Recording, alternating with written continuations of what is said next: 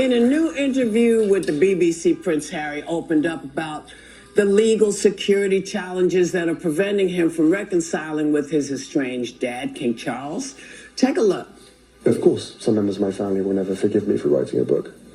Of course, they will never forgive me for lots of things. But, you know, there is... I would love reconciliation with my family. There's no point in continuing to fight anymore. As I said, life is precious. I don't know how much longer my father has. He won't speak to me because of this security stuff. But it would be nice to reconcile. So is making that on-camera plea gonna help chances? You think?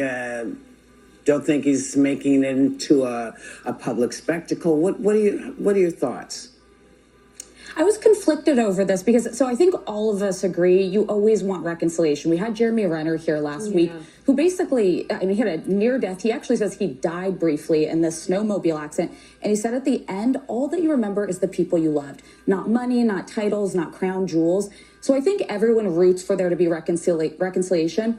Watching this, I kind of felt like it was a Hail Mary. Like he's probably made outreach, not heard back. I can't speak to why he hasn't heard back or whatever, but I think that he must have thought, if I go out there on the BBC, perhaps that's a way to signal to my father, you know, in this period that you have left, I do want to talk and reopen those lines of communication. And I root for it. I think that he acted in the interest of his family in the immediate, not thinking he was giving up the rest of his family for the rest of his life. Yeah, this issue came out of a legal case because in 2020, he was denied security protection. The type of security protection someone born into the royal family requires, because we know what that kind of thing is. There's a lot of exposure, not only for him, but for the Duchess, Meghan, his wife, and his 2 children. And he wants to go and show them his home country. And so that was stripped away from him because he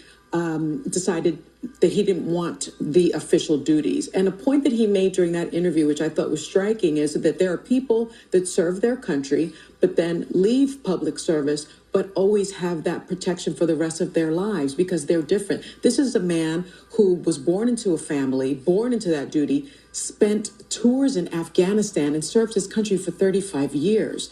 I think that does warrant the security. That being said, another thing that he said was, while he wants reconciliation, he learned from Canada that there cannot be reconciliation without truth. It's truth and reconciliation. So yes, he wrote the book. Yes, he told his side of the story. We haven't heard from the other side, but I don't think he should be punished for telling his truth, because I do really believe there is no reconciliation without that. Okay, so this struck me pretty hard. You all, 3 of you have met my father. You know how incredibly close I have been to with him. Cute. My entire life. It's been, he's my touchstone. I've had him on a pedestal my entire life. And I think there's a lot of families. I'm going through this. I think there's a lot of families that might not be princes, may not be kings, that are going through very painful family estrangement, where there's these 2 sides that are at an impasse, and it is very, very hard because sometimes there's so many layers of things that have happened, of history, of lies, of pain, of hurt to get over. My father's 85 years old. And so when you have that TikTok in your head, right, telling you, reminding you, his father has cancer, mine is 85 years old. We can all go at any moment. But when you're talking about an 85-year-old or somebody with serious cancer, that's even more present in your mind. It is very damn hard. And I think it takes a lot of processing and a lot of humility. It also takes both sides. I don't think it's something that can be done unilaterally. So as somebody that's going through it and hopes to be able to work it out, I really hope that they get the chance to reconcile, because my biggest fear is not reconciling with my father and then having regrets my entire life. And so I'm sure that's something that he's wrestling with as well, and so many in America. But girl, it's going to take some liquor and some intercession from Pope Francis now that he's up there. Well, reconciliation takes two people, but forgiveness takes one. And I think for some of the closure he's seeking, he's not promised a reconciliation. None of us are. But I look at how he broke so much with the royal family because, as Sonny, you alluded to, it was important for he and Meghan to have say in what people knew about their story, which was important. But I do think now, looking at it from a royal family, which is not relatable for me, but you don't break with, as Meghan called it, the firm. And they came out and they did a sit down with Oprah. They did a book. They did a documentary.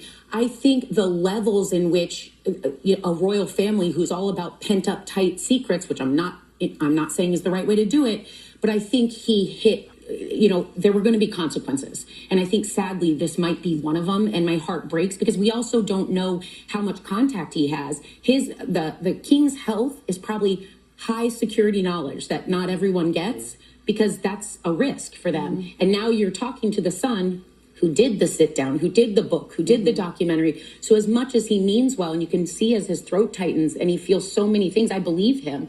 I don't know if we're ever guaranteed that closure or reconciliation. And that makes my heart it's heavy. also sad that his mother, right, Diana, Princess Diana, worked so hard in the relationship of those two brothers. So in all likelihood, I suspect they are estranged as well. Yeah. And I can tell you, I miss my father, and I'm sure he misses me.